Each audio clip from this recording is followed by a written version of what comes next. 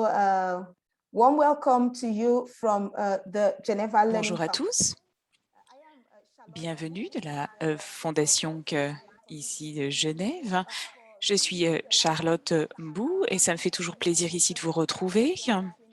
Et je suis ravie de revenir ici avec ces échanges éclairs. Et aujourd'hui, avec nous, nous avons deux représentants, un de l'OMS et un de l'UNICEF qui vont revenir ici sur l'agenda zéro dose. Je suis désolée, le micro de Charlotte, c'est... Hello everyone and warm welcome to you from the Geneva Learning Foundation. I am Charlotte Mbou and my guest for today's Alors, comme je vous le disais, nous avons deux invités avec nous aujourd'hui. Niklas Danielson de l'UNICEF et Samir Sodak, ici, de l'OMS. Alors, comme nous savons que vous êtes tous très occupés, alors nous avons une session ici très rapide de questions-réponses sur un thème spécifique qui peut vous intéresser, surtout en lien avec la vaccination. Et nous avons nos deux experts donc pour échanger avec vous. Alors, juste à titre d'information, si vous êtes francophone, je vous invite à suivre cette réunion en français. Pour ce faire, ici, il faut cliquer sur l'interprétation. Donc, cliquez sur l'icône interprétation, sélectionnez le français et coupez l'audio original pour entendre uniquement ce qui est dit en français. So, if you're just joining us, it's a warm welcome to you from the Geneva Learning Et encore une fois, je vous souhaite la bienvenue de la Geneva Learning Foundation. Alors, j'ai quelques questions évidemment déjà pour nos invités, mais il s'agit de vous, de vos questions. Donc, n'hésitez pas si vous avez des questions sur l'agenda zéro dose. Alors, si vous avez des questions, vous pouvez tout simplement les poster directement, les rédiger dans le chat. Et vous pourrez également lever la main si vous le souhaitez, si vous voulez poser toutes vos questions, vos commentaires. Et sans plus attendre, je vais tout de suite passer aux premières questions. Je vais commencer avec vous, Samir. Samir, est-ce que par exemple, vous pouvez d'abord commencer par peut-être vous présenter et quel est votre rôle ici dans l'établissement de cet agenda et quels sont les engagements ici vis-à-vis de cet agenda de vaccination? Oui, bonjour, je suis Samir Soda, je travaille pour l'OMS et nous travaillons sur le renforcement de la vaccination de routine. Nous avons été très impliqués dans l'établissement de l'agenda 2030. À l'heure actuelle, eh bien, nous avons différents groupes de travail qui ont été formés avec nos différents partenaires. Et Niklas et moi-même sommes ici co-présidents sur les thèmes de l'accessibilité. Et nous essayons de voir, encore une fois, eh bien, ce que nous pouvons faire au sein de nos organisations pour faciliter ici l'agenda et sa mise en œuvre sur le terrain. Merci beaucoup, Samir. Et j'ai une question pour vous, Niklas. Mais peut-être que je vais vous laisser également vous présenter. Mais ensuite, je voudrais vous demander, en fait, qu'est-ce que ça veut dire ici le terme zéro dose et qu'est-ce que l'agenda zéro dose? Pourquoi est-ce que c'est important? Parce que je sais que cela fait partie des questions qu'on se pose souvent. Merci Charlotte. Bonjour, je suis Niklas Danielson. Je travaille ici pour l'UNICEF, au siège de l'UNICEF. Et ça fait déjà plusieurs années qu'avec Samir, nous travaillons justement sur l'agenda zéro dose. Alors, ça veut dire zéro dose, tout simplement, ce sont les enfants qui n'ont jamais été vaccinés. Et pour mesurer cela, il nous faut un indicateur. Et l'indicateur sélectionné est le nombre d'enfants qui n'ont pas reçu ici eh bien, leur première dose de vaccin d'épée polio. Alors, on a une définition de la zéro dose. Ce sont des enfants qui n'ont pas du tout été vaccinés. Et on a un indicateur pour mesurer cela. Et clairement, ce n'est pas exactement la même chose parce qu'en effet, certains enfants qui ne vont pas, eh bien, par exemple, reçu une première dose du vaccin ici, d'été polio, peut-être ont reçu une dose du BCG ou peut-être un autre vaccin. Mais ici, l'indicateur ici que nous avons trouvé qui est le plus fiable pour essayer de mesurer le nombre d'enfants ici qui n'ont pas donc eu accès à la vaccination. Il y a une forte corrélation entre ne pas recevoir la première dose de DTP et d'autres vaccins. Il y a également une corrélation assez forte entre ne pas recevoir la première dose de ce vaccin et ensuite ne pas avoir accès aux autres services de soins, comme par exemple le conseil en matière de nutritionnelle ou les traitements pour malnutrition.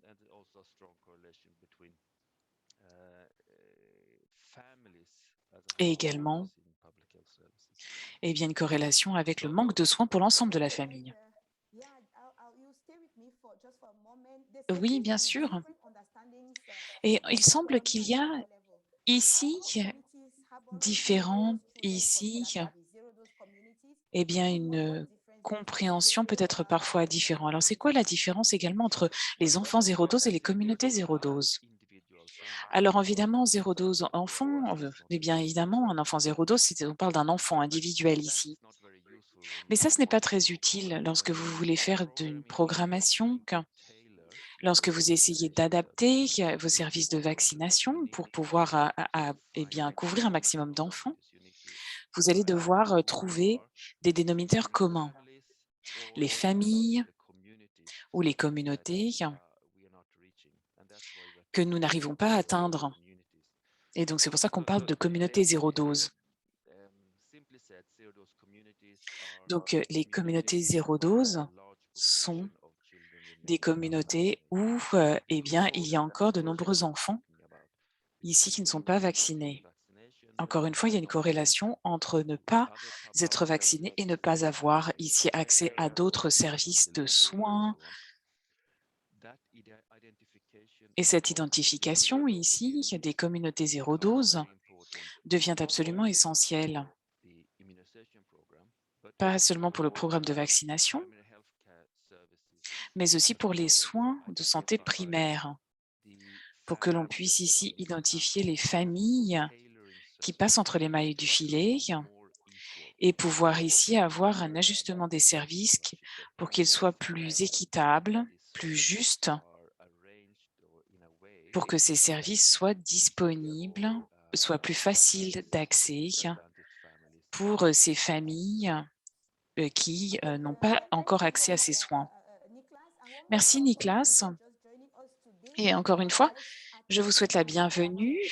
Si vous venez de nous rejoindre aujourd'hui, nous parlons de l'agenda zéro dose. Si vous avez des questions, n'hésitez pas. Vous pouvez ici saisir votre question dans le chat ou lever la main et je vous donnerai la parole ou lirai votre question qui est dans le chat, en français ou en anglais. La question, Samir, lorsqu'il s'agit ici de pouvoir ici atteindre nos objectifs et atteindre les enfants zéro dose. Qu'est-ce qui est nouveau? Qu'est-ce qui est différent par rapport à l'agenda 2030? Et à quoi cela pourrait ressembler eh bien ici le succès? Eh bien, en fait, c'est un peu ce que disait Nicolas. Alors, ce n'est pas un nouveau concept, l'enfant zéro dose. C'est peut-être une nouvelle terminologie, mais on parle de ces enfants depuis des années. C'est quand même chose que les enfants non vaccinés ou également les communautés qui n'ont pas finalement accès à ces soins. Donc là, on cherche juste à avoir un agenda qui priorise eh bien, ces communautés. L'objectif est clair. eh bien, de répondre à ces questions d'inégalité et de pouvoir être au service des communautés qui ont le moins d'accès aux soins. Et comme Nicolas l'a très bien dit, eh bien, il nous fallait un indicateur. Donc, c'est pour ça que nous avons décidé de prendre la première dose de DTP. Mais c'est vrai qu'à partir de là, il nous faut également réduire le nombre d'enfants zéro dose ici de 50% d'ici la fin de la décennie, donc d'ici 2030. Et ceux qui travaillent sur la vaccination au niveau local ne doivent peut-être pas trop se focaliser sur les indicateurs. Je pense que l'objectif ici est vraiment d'atteindre ces communautés. Et si vous vous concentrez trop sur la première dose de DTP, eh bien, vous allez peut-être rencontrer des difficultés. Donc, encore une fois, eh bien, ça peut être d'autres vaccins, c'est ce qui est important. Mais nous savons évidemment que c'est un concept plus large. Sorry? I said, please go ahead. So the other question asked is what's Et l'autre new, question qu'il faut se poser, c'est, eh bien, qu'est-ce qu'on a de nouveau que dans notre arsenal? En fait, c'est une nouvelle façon de travailler, de réfléchir. Alors, on a regardé, eh bien, nous avons continué avec cet indicateur de performance, DTP1, mais ce que nous voulons également faire, c'est que nous ajoutons aussi eh bien, une vue multidimensionnelle, voir comment le programme de vaccination fonctionne. Et on va prendre le DTP1 et DTP3, parce qu'ici, on voit pas seulement lorsque les enfants sont entièrement vaccinés, qu'il y a un DPT3, mais surtout, eh bien, tout de suite, lorsqu'il n'y a pas d'administration de la première dose, pour essayer vraiment de mettre l'accent sur ces enfants. Merci beaucoup. Et en fait, vous avez répondu à notre première question, parce que Tondei, Concept zéro dose, en quoi il est différent de DTC1? So I think, Kande, you have received the answer to your question. mais je pense que Kandé, vous avez reçu la réponse à votre question ici par Samir. Alors, question suivante. Pour atteindre cet objectif ici, quels sont les défis? Quels sont les soutiens ici qui sont disponibles? C'est-à-dire que ici, lorsqu'on se focalise ici sur ces enfants que zéro dose, comment est-ce que l'on peut aussi mettre l'accent peut-être aussi sur ceux qui ne finalisent pas leur processus de vaccination? Oui, vous avez raison. Alors en fait, ici, on n'est pas en train de tout simplement changer notre point de vue ici. On va aussi rester concentré sur la sous-vaccination. Il n'y a pas de compétition ici. La différence est plutôt théorique. Et ce que nous essayons de faire, c'est que l'indicateur, c'est-à-dire ne pas recevoir une première dose ici, est un marqueur ici, tout simplement que de familles qui donc n'ont pas d'accès à ces services de vaccination. Et parce qu'il y a une forte corrélation ici avec des communautés qui n'ont pas accès aux soins de santé, cela nous permet justement de pouvoir essayer de répondre à ces problématiques. Pour les enfants qui ne complètent pas ici leur vaccination, eh bien, ici, ils ne sont pas vraiment différents, ces enfants, que les enfants qui ratent la première dose ici. Alors, pour les ressources, et ça, c'est l'autre thème qui est important, évidemment, comme Samir l'a dit, ce n'est pas un nouveau concept. En fait, on travaille ici sur de meilleurs services de vaccination depuis 20 ans, 30 ans. On travaille avec différents districts, on a de la micro-planification qui a été mise en place. Ce qui est peut-être nouveau, c'est qu'on se concentre peut-être plus ici sur les communautés zéro dose et utiliser justement cette zéro dose comme un peu un marqueur, une façon peut-être de les identifier et voir justement ce qui est nécessaire. Alors au niveau des ressources, Samir, je suis sûre ici, pourra vous donner plus d'informations, mais surtout vous donner accès à une base de données avec différentes ressources disponibles où vous pouvez justement voir, en fait, dans cette base de données, avoir accès à, par exemple, des informations, des recommandations dans certains domaines. Gavi, évidemment, qui ici essentiel par rapport aussi aux pays qui sont soutenus par Gavi. Et donc Gavi va sortir également d'autres nouvelles recommandations sur les enfants zéro dose. Et également 2 semaines, il y a à peine 2 semaines, et il y a également une plateforme de la communauté de pratique zéro dose et je vais également copier le lien dans le chat ici pour que vous puissiez ici travailler sur cette question. Vous pouvez vous inscrire sur cette plateforme et communauté et vous pouvez donc échanger avec d'autres qui travaillent justement sur ces thèmes de la vaccination, que ce soit ceux qui sont à l'OMS ou dans un pays voisin ou à l'autre bout du monde. Donc, c'est important pour partager des expériences de la communauté et sur les stratégies également par rapport à différents groupes sociaux. Merci. Merci beaucoup. Alors, Nicolas, il y avait une main levée, mais je pense que cette main s'est baissée, donc du coup, je pense que vous avez eu votre réponse. Une autre question pour Samir. Nous savons que dans certains pays, eh bien, cela fait partie, tout le travail qui est fait sur la vaccination fait partie d'une stratégie nationale ici. Donc, que peut-on faire de mieux pour essayer ici d'avoir d'autres réponses pratiques? Bien, je pense que vraiment, il faut rester au niveau local un maximum. Donc, comme je l'ai mentionné précédemment, alors c'est vrai que on en a déjà parlé, qu'il y a d'abord beaucoup de questions sur ce qu'on appelle par zéro dose. Et c'est vrai qu'ici, on parle des communautés qui sont les moins bien desservies en matière de services de santé.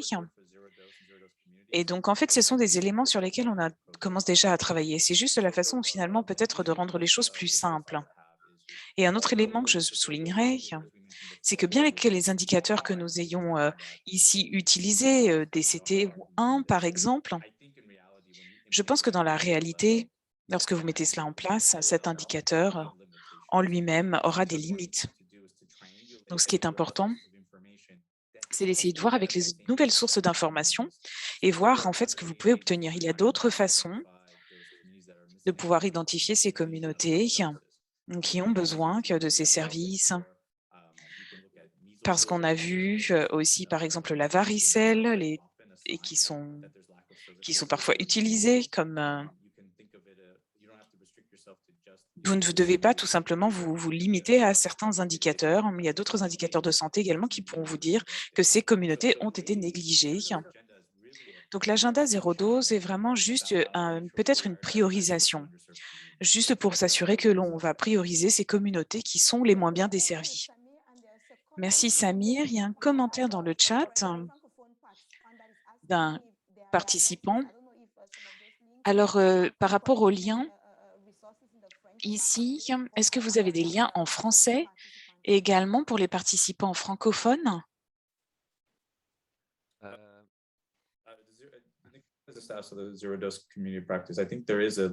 Alors, je pense qu'en effet, oui, il y a une version française de ces liens. Je ne suis pas sûre. Mais je pense ici que si vous vous inscrivez à cette communauté de pratique ici, eh bien, cette plateforme, eh bien, vous devriez pouvoir ensuite obtenir la traduction en français. Alors, un commentaire, il y a des enfants qui ont 0 dose, mais c'est aussi dû à des normes culturelles. Et ici, comment est-ce que l'on pourrait justement répondre à ces défis au jour d'aujourd'hui? Alors, c'est une bonne question. On sait qu'il y a une vaste proportion de ces enfants qui ne sont pas vaccinés parce que leurs parents ou leur famille ont des difficultés d'accès. Donc, ils veulent vacciner leurs enfants, mais à cause de circonstances économiques ou financières, ils habitent loin du centre de santé. S'ils sont dans une ville dans une zone de conflit, où il y a des problèmes de sécurité. Mais il y a aussi un petit groupe d'enfants, ou de parents plutôt, qui ne vaccinent pas leurs enfants de par leurs croyances culturelles. Mais je pense que là encore, il faut absolument essayer de communiquer avec ces familles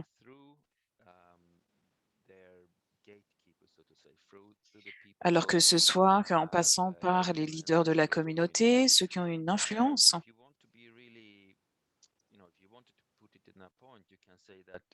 Et on pourrait même dire que de nombreux parents qui refusent de vacciner leurs enfants pour des croyances culturelles, en général, ce sont des parents avec lesquels on n'a pas réussi à communiquer.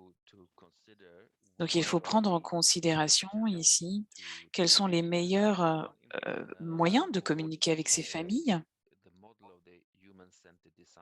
Et je pense ici qu'il y a différents modèles qui peuvent être utilisés, différents outils qui peuvent être utilisés et qui identifient par exemple les barrières à la vaccination, y compris ici eh bien, les barrières culturelles, religieuses.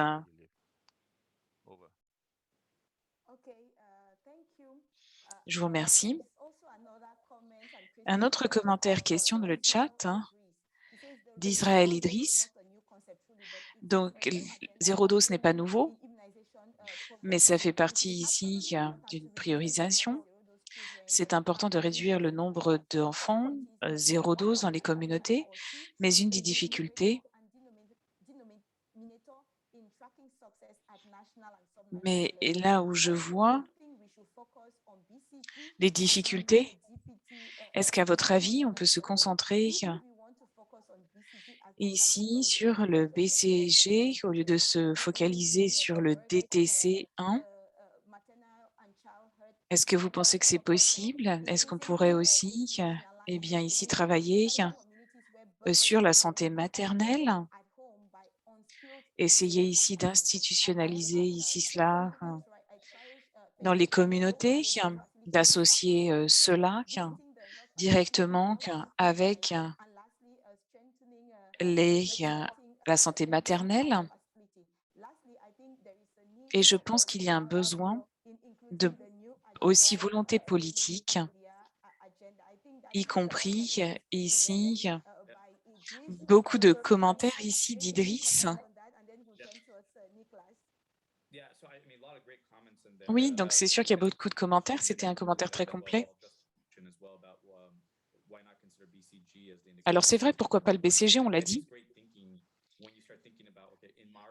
Donc c'est à vous de voir, au sein de nos sociétés, de nos communautés, qu'est-ce qui semble être plus logique en tant qu'indicateur? Peut-être que dans votre communauté, peut-être que le BCG serait plus pratique au niveau opérationnel, ça c'est tout à fait possible. Cependant, au niveau international, lorsqu'on regarde les données, eh bien que